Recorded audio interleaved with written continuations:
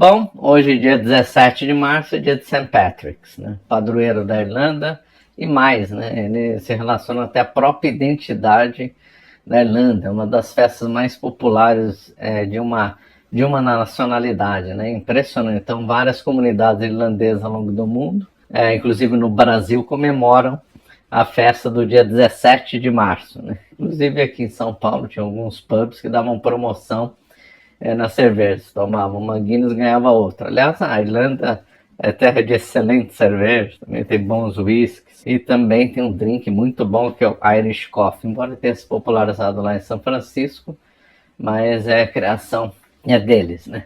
A Irlanda, então, deve muito a São Patrício, né? Então vamos falar um pouco da história dele e já vamos misturar um pouco a história da Irlanda, né? Então, a Irlanda, ela não foi dominada pelo Império Romano. O Império Romano tinha contato com a Irlanda, mas o Império Romano não dominou a Irlanda. A Irlanda era dominada pelos celtas, né? Fazia muito tempo, né? Inclusive, mesmo no final do Império Romano, havia uma atividade de tráfico de escravos muito intensa ali na Irlanda. Havia piratas, né? Que navegavam ali no norte da França, na Inglaterra, e capturavam, né, escravos, né? Aliás, a captura de escravos ali no norte da Europa teve uma época que era bem comum, né, por piratas árabes, vikings e tal, que então levavam muito medo lá àquela região, né? Daqui a pouco eu volto para esse tema, mas o St. Patrick's, né, ele morreu dia 17 de março no ano 461, né? Antes da chegada dele lá na ilha, que foi ano de 432, já havia um catolicismo na Irlanda, fraco, feito por mercadores, gente que voltava por causa do comércio e tal. 1 ano ou 2 anos, alguns anos antes de São Patrício chegar na Irlanda, inclusive foi um missionário para lá, cujo nome esqueci, e que foi um marco também no inicial, mas não teve o sucesso de São Patrício, né? O grande início pela valer do catolicismo lá na Irlanda foi por causa dele, né? Então, ele não nasceu na Irlanda, ele nasceu justamente na Inglaterra, e ele foi capturado por piratas e levado como escravo para a Irlanda. Ele era de família católica, mas acho que a biografia dele, acho que ele era batizado, mas não tinha fé. Acho que ele falava quando jovem, ele não tinha fé. Ele escreveu um livro chamado, acho que, Confissões ou algo assim, e no qual ele retrata a vida dele, que ele não tinha fé na juventude. O fato é que ele foi vendido como escravo, trabalhou a serviço de um mestre, como pastor e tal, só que aí nesse momento ele acabou se convertendo e ficando próximo, né? Realizava muito e sofreu muito nessa escravidão, porque ele era de família próspera lá da Inglaterra, né? Aqui é designação geográfica. Eu acho que nem era da Inglaterra, acho que era do país de Gales. Agora não tenho certeza. E aí então ele sofreu muito nesse período, ele teve uma visão que ele tinha que fugir. Ele acabou fugindo, encontrando um barco, foi para onde hoje é a França. Lá então ele entrou a igreja para valer, né? Se não foi batizado, acabou sendo, mas eu acho que ele já era batizado. Sim. Se tornou bispo, e aí sim ele foi enviado para a Irlanda no ano de 432, eu acho, ou 34, agora não lembro mais. E lá o impacto foi realmente impressionante, ele mudou a Irlanda, essa que é a verdade. A Irlanda era totalmente fragmentada em clãs, havia lá 100 clãs, chamados de tuatas, se não me engano. Teoricamente havia um lá que seria o rei de todos, né? Cada tuata tinha o seu rei, que eram clãs, né? Então com relações de lealdade entre eles, mas que sempre brigavam, lutas intermináveis, né?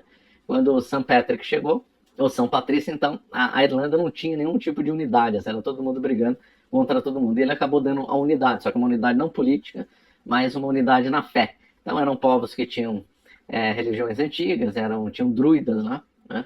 Então havia uma região completamente diferente, e ele acabou convertendo a Irlanda, né? Foi impressionante esse ponto de inflexão lá. Então ele acabou dando unidade para o povo, uma identidade religiosa que eles não tinham, embora a unidade política só veio até muito tempo depois, uns 500 anos depois, durou muito pouco. Aliás, essa fragmentação política ajudou na conquista inglesa, que demorou muito tempo, com muito vai e vem. Vikings invadiram lá, depois foram ingleses, daqui a pouco eu chego nessa história. Voltar um pouco a São Patrício. Então, São Patrício iniciou, então, uma conversão lá, né? Com o tempo foram feitos mosteiros, né? Ele faleceu no ano de 461, lá mesmo, e deixou uma outra Irlanda. Tem um antes e um depois de São Patrício. São muitos milagres associados a ele, da expulsão das cobras, do trevo, da cruz de Malta, a cruz celta, melhor dizendo, e outros, né? E ele já, quando ele chegou, pouco tempo dele chegou, a fama dele já já era grande, né?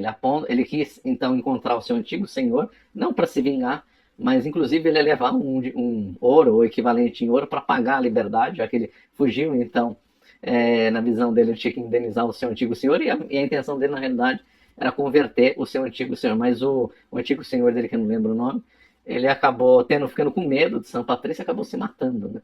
Outras que São Patrício chegou e ainda viu a casa onde ele estava incendiada. Então, uma história aí é triste aí do lado do antigo senhor de São Patrício. Então, ele já ficou muito famoso lá, muito poderoso, tinha muito prestígio na ilha, acabou falecendo lá, na Irlanda, e a Irlanda acabou se tornando um colosso, né? Um celeiro de santos e de eruditos. Então foram fundados muitos mosteiros, e enquanto a Europa sofria com as invasões ou migrações bárbaras, e mosteiros foram invadidos, e bibliotecas perdidas, a Irlanda preservou boa parte do saber da Idade Média, né? Então, é lógico que da Idade Média, do continente europeu, foram levados livros, né, para a Irlanda. Esses eruditos lá na Irlanda aprenderam, havia muitos copistas na Irlanda, muitos mosteiros, de modo que se um ficasse perdido por alguma briga entre um clã, o outro ainda sobreviveria com o saber. Enquanto a Europa continental se perdia em guerras intermináveis, e boa parte dos livros perdidos e o saber correndo o risco de desaparecer para sempre, a Irlanda estava preservando tudo isso. A Irlanda teve uma importância capital na preservação do saber. Textos antigos, do tempo do Império Romano, textos latinos, eles então guardaram tudo aquilo. E aí depois, quando a Europa começou a se estabilizar, teve a restauração carolíngia, então muitos irlandeses foram para o continente, levando todo esse saber aí acumulado, né? Tem inclusive um livro que conta bem essa história, eu vou deixar depois aí na descrição, muito interessante, que diz, acho que é como a Irlanda salvou a civilização, alguma coisa assim. Então, uma história assim muito interessante, que teve como início St. Patrick's, né? Muito bom, St. Patrick. E depois a Irlanda então se converteu para valer, se tornou uma grande nação católica, só que ela sofria a pressão dos ingleses. Antes da Inglaterra aderir ao protestantismo,